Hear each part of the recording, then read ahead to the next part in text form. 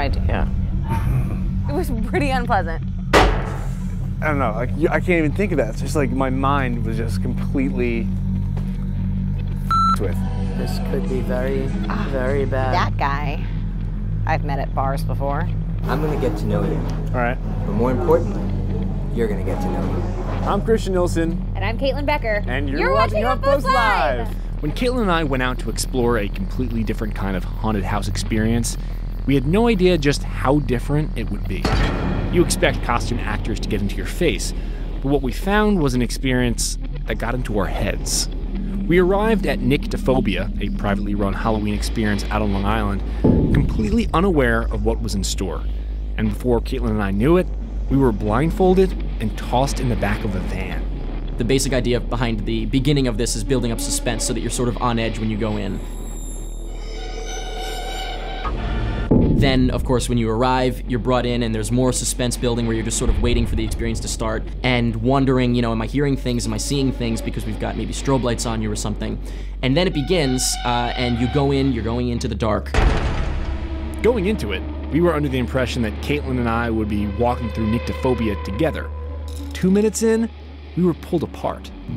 Okay, I know I wasn't supposed to talk, but I lost my camera guy, I lost Christian, I lost the other camera guy. This is not funny. We were completely in the dark. There were no sets, no decorations. It was just us and darkness, stranded in our own minds. I absolutely love, in the dark, making people think things that just aren't there. In a normal haunted house experience, actors are jumping out, startling you at every turn.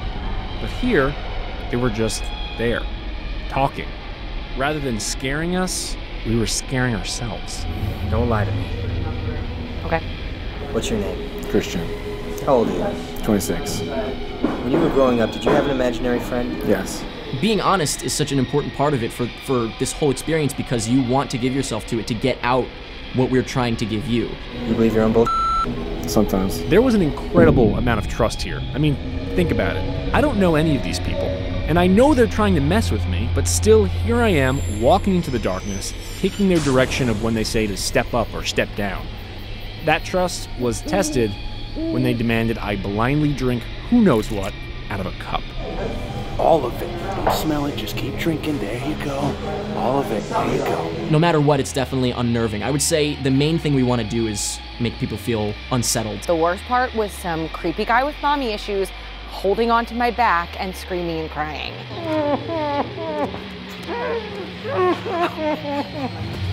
was wondering why you keep running away from me. I can't imagine. While Nyctophobia doesn't necessarily make participants scream, maybe it's because it wasn't meant to. It made you think. It made you think about something. Whatever that is up to you.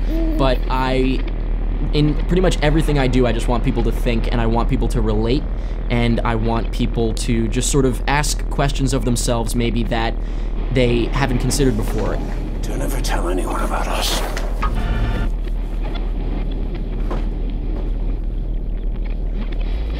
What the fuck? I want to cry a little bit.